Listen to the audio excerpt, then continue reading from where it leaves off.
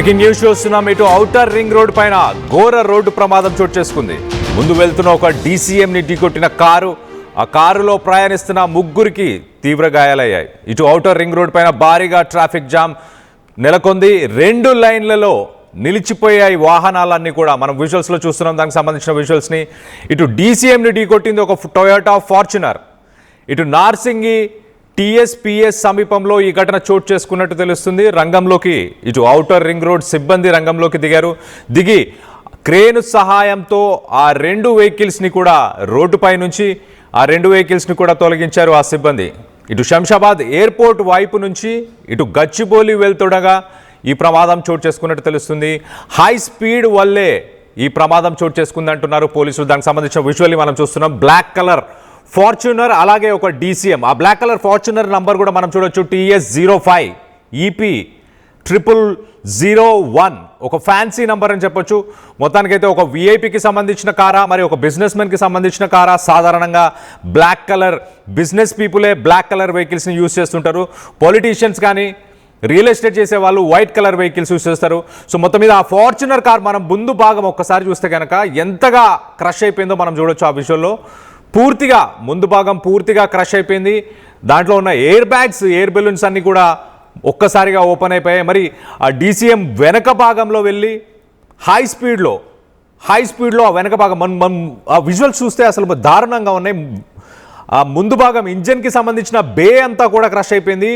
ఆ left side passenger seat కూడా crush అయిపోయింది. దానికి సంబంధించిన విజువల్స్ని మనం చూస్తున్నాము. అతి దారుణంగా ఉంది. ఒకసారి ఆ DCM చూస్తే కనుక చూడొచ్చు. DCM ఒక్కసారిగా స్ట్రైట్గా వెళ్తున్న DCM కాస్త దాని వెనక భాగం అంతా కూడా క్రష్ అయిపోయి ఒక సైడ్కి ఆ వెహికల్ తిరిగిపోయింది. మొత్తం మీద ఒక 2-3 లేన్స్, ఆ 2-3 లేన్స్ కూడా పూర్తిగా జామ్ అయిపోయినాయి. ఇటు పోలీస్ సిబ్బంది, అలాగే ఇటు ఔటర్ రింగ్ రోడ్కి సంబంధించిన సిబ్బంది అందరు కూడా అక్కడికి చేరుకున్నారు. విజువల్స్ మనం చూస్తున్నాం. ఎంతగా ట్రాఫిక్ జామ్ నెలకొందో చూస్తున్నాం. ఇది TSPA. ఇటు TSPAకి పరిసర ప్రాంతాల్లో, అప్పాకి పరిసర ప్రాంతాలను కూడా చెప్పొచ్చు, పోలీస్ అకాడమీకి పరిసర ప్రాంతాల్లో జరిగిన ఘటన అంటూ ఇటు పోలీసులు చెప్పుకొచ్చే ప్రయత్నం చేస్తున్నారు. మొత్తం మీద ఇటు శంషాబాద్ నుంచి గచ్చిబౌలి వైపు వెళ్తున్న సమయంలో ఈ ఘటన చోటు చేసుకుందని చెప్తున్నారు. దీనికి సంబంధించి మరింత అప్డేట్ తీసుకునే ప్రయత్నం చేద్దాం. ఆ ముగ్గురి పరిస్థితి కూడా ఎలా ఉంది, ఆ ముగ్గురి పరిస్థితి కూడా చాలా సీరియస్గా ఉన్నట్టు తెలుస్తుంది. దానికి సంబంధించిన లేటెస్ట్ అప్డేట్ కూడా తీసుకునే ప్రయత్నం చేద్దాం. ఇటు మా ప్రతినిధి శిల్ప ఉంది. ఒకసారి శిల్పతో మాట్లాడి తెలుసుకునే ప్రయత్నం చేద్దాం.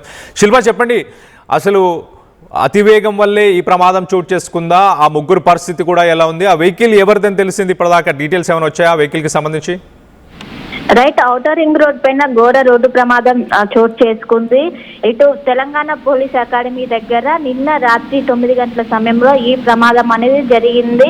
ఒకవైపు ఫార్చునర్ కార్ అనేది ముందు వెళ్తున్నటువంటి DCM కార్ని ఒకవైపు అత్యంత బలంగా ఢీకొట్టడంతో మొత్తం కూడా ఇక్కడికక్కడ అటు DCM లో ఉన్నటువంటి వెనుక భాగం కావచ్చు, ఇటు కారుకున్నటువంటి ముందు భాగం కావచ్చు, మొత్తం కూడా నుజ్జు అయింది.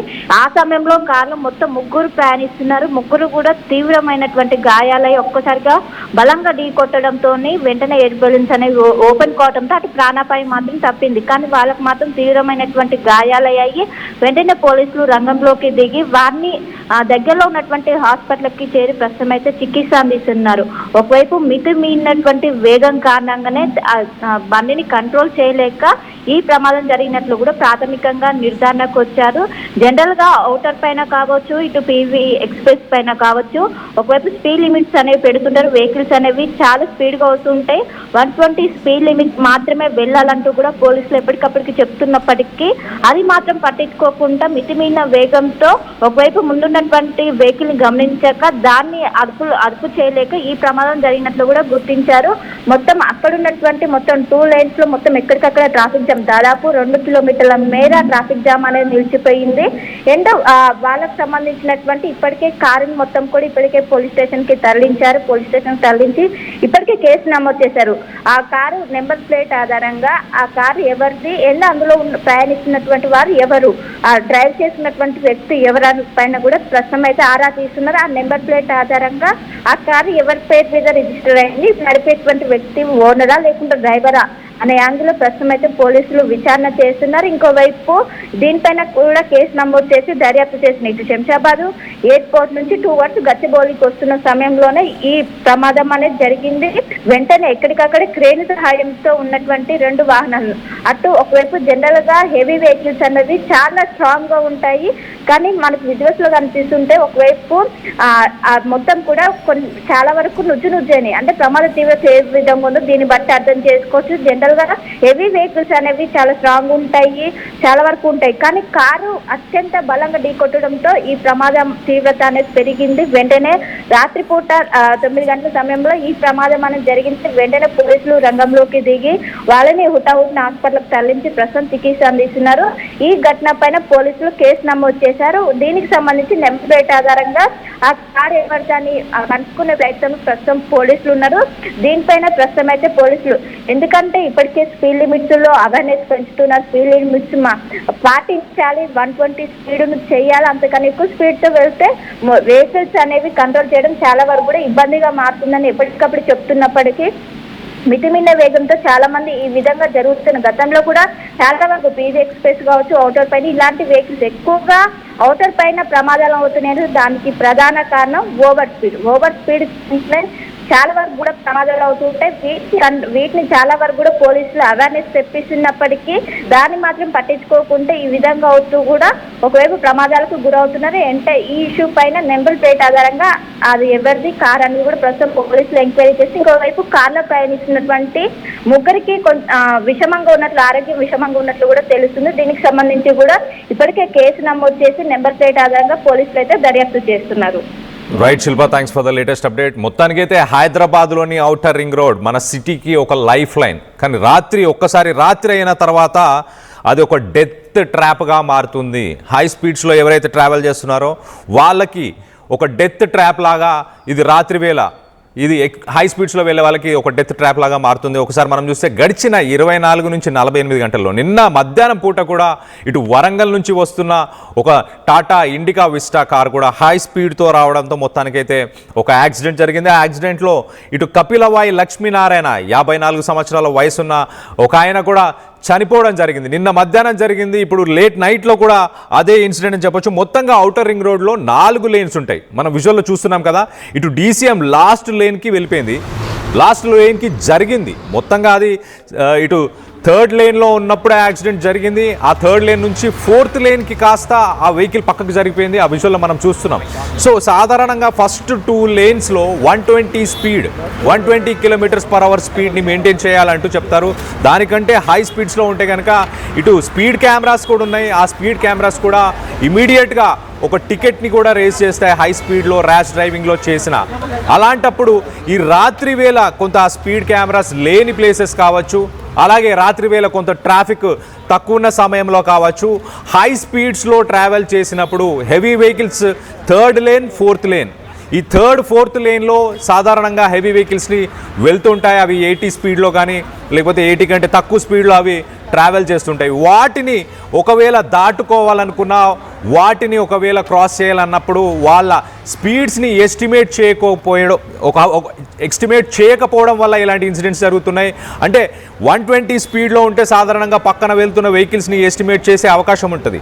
కానీ 120 కంటే ఎక్కువ స్పీడ్లో 130, 140 అలాంటి స్పీడ్స్లో వెళ్ళినప్పుడు మిగతా వెహికల్స్ స్పీడ్స్ని ఎస్టిమేట్ చేయలేనప్పుడే ఇలాంటి ఇన్సిడెంట్స్ జరుగుతుంటాయి. మొత్తానికైతే ఆ విజువల్ ఒక్కసారి చూస్తే మనంగా ఆ ఫార్చునర్ కార్, అసలు ఫార్చునర్ ముందు నుంచి ఏ రకంగా కూడా ఫార్చునర్ అని అనిపించట్లేదు, అంతగా క్రష్ అయిపోయింది. ఒక DCMని వెనక భాగం నుంచి గుద్దితే ఆ DCMకి సంబంధించిన వెనక టైర్లు అన్నీ కూడా పూర్తిగా ధ్వంసం అయిపోయాయి. ఒకవైపు వంగిపోయింది DCM అంటే మనం అర్థం చేసుకోవచ్చు దాని ఇంటెన్సిటీ ఎంతగా ఉందో, ఎంత స్పీడ్స్లో వెళ్ళి ఆ యాక్సిడెంట్ జరిగి ఉండొచ్చు. మనం విజువల్స్లో చూస్తే అసలు ఆ ముందు భాగం అసలు ఏమాత్రం కూడా ముందు భాగాన్ని మనం ఒక కారుతో పోల్చలేము. ఒక కూల్ డ్రింక్ టిన్ని కనుక మనం క్రష్ చేస్తే, ఒక కోక్ టిన్ని క్రష్ చేస్తే ఎలా ఉంటుందో అలాంటి పరిస్థితి ప్రస్తుతానికి ఆ కారు ముందు భాగం మనం చూస్తే కనుక. మరోపక్కన ఆ DCM మొత్తంగా లాస్ట్ లేన్ దాకా వెళ్ళిపోయి మరి అది లెఫ్ట్ సైడ్, దాని పక్కన లెఫ్ట్ సైడ్లో ఉన్న ఆ టైర్స్ కానీ అవన్నీ కూడా మొత్తంగా క్రష్ అయిపోయినాయి. ఇటు హుటాహుటిన ORRకి సంబంధించిన సిబ్బంది పోలీసులు అక్కడికి చేరుకొని ఆ వెహికల్స్ని పక్కకు తీసే ప్రయత్నం చేశారు.